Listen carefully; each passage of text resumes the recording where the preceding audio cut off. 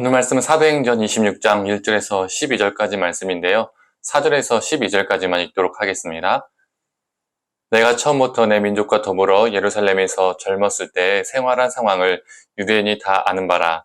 일찍부터 나를 알았으니 그들이 증언하려 하면 내가 우리 종교의 가장 엄한 팔을 따라 바리새인의 생활을 하였다고 할 것이라.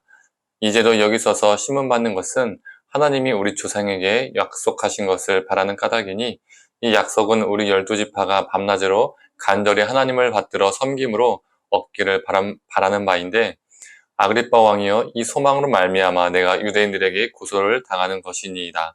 당신들은 하나님이 죽은 사람을 살리심을 어찌하여 못 믿을 것으로 여기나이까? 나도 나사렛 예수의 이름을 대적하여 많은 일을 행하여야 될 줄 스스로 생각하고 예루살렘에서 이런 일을 행하여 대제사장들에게서 고난을 받아가지고 많은 성도들을 옥에 가두며 또 죽일 때 내가 찬성을 투표를 하였고, 또 모든 회당에서 여러 번 형벌하여 강제로 모독하는 말을 하게 하고 그들에 대하여 심히 격분하여 외국 성에까지 가서 박해하였고, 그 일로 대제사장들의 고난과 위임을 받고 다메섹으로 갔나이다. 아멘. 아침 묵상을 들으시는 모든 성도님들에게 하나님의 은혜가 있기를 간절히 소망합니다. 바울은 아그리빠 왕에게 자신을 변호하게 될 기회를 얻게 되었습니다. 자신이 이렇게 재판을 받는 이유가 하나님께서 주신 약속을 믿기 때문이라고 바울은 말합니다. 여기에서 그 약속, 이 바울이 말하는 약속은 무엇일까요? 바로 메시아에 대한 약속입니다.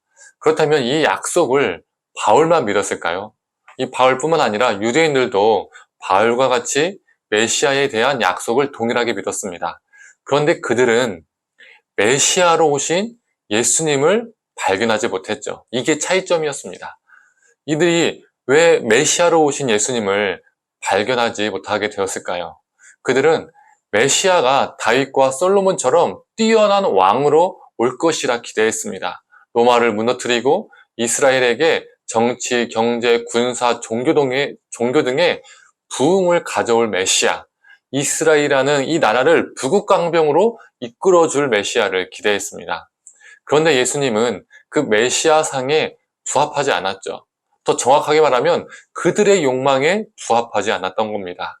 그들의 신앙은 왜곡되었습니다. 그래서 그들은 메시아로 오신 예수님을 발견하지 못했고 거부했고 그리고 죽였습니다. 동일하게 메시아에 대한 약속, 메시아에 대한 말씀을 믿었지만 어떤 이는 예수님을 메시아로 믿고 어떤 이는 메시아를 죽였습니다. 전혀 다른 신앙의 삶을 살게 된 것이죠. 우리의 신앙도 이러할 수 있습니다. 동일하게 하나님을 믿는다고 말하지만 어떤 이들은 하나님의 뜻대로 살아가고 또 어떤 이들은 자신의 욕망대로 살아갑니다. 하나님이란 존재가 어떤 이들에게는 자신의 욕망과 부합해야 합니다. 하나님의 뜻대로 살아가는 것이 아니라 하나님이 내 뜻대로 움직여 주셔야 하는 거죠.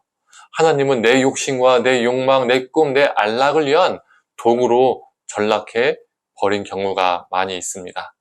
성도님들, 하나님을 우리 뜻에 부합하도록 믿는 것이 아니라 우리가 하나님의 뜻에 부합하며 살기를 간절히 소망합니다.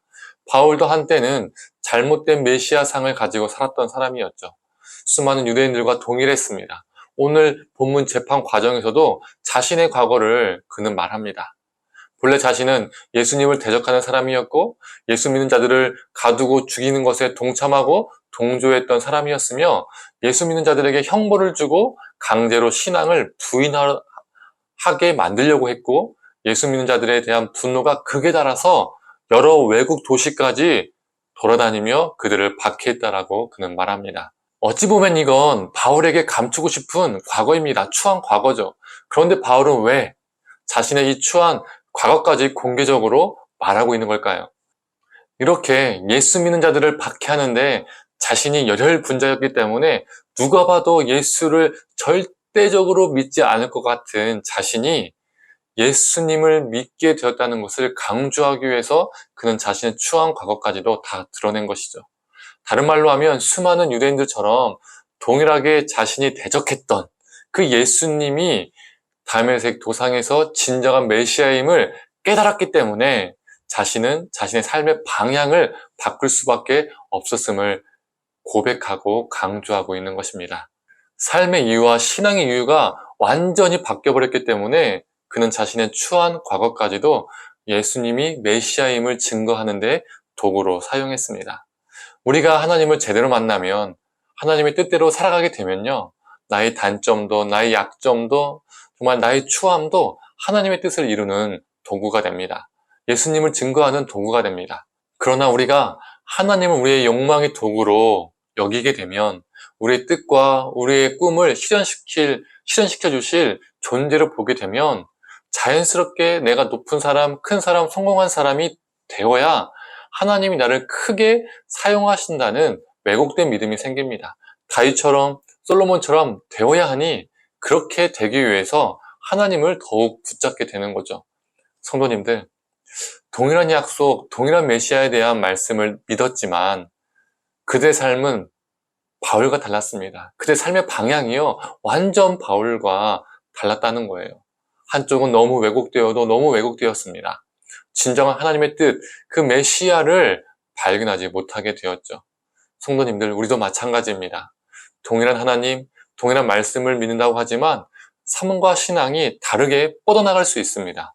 우리가 정해놓은 상으로 하나님을 믿고, 우리가 정해놓은 틀로 하나님을 바라보고, 하나님을 우리의 욕망의 도구로 이용하는 자들이 아니라 하나님의 뜻대로 순종하며 살아가서 우리의 삶의 모든 부분이, 우리의 작고 연약한 모든 부분까지도 하나님의 도구, 예수 그리스도를 증거하는 도구가 되기를 간절히 소망합니다.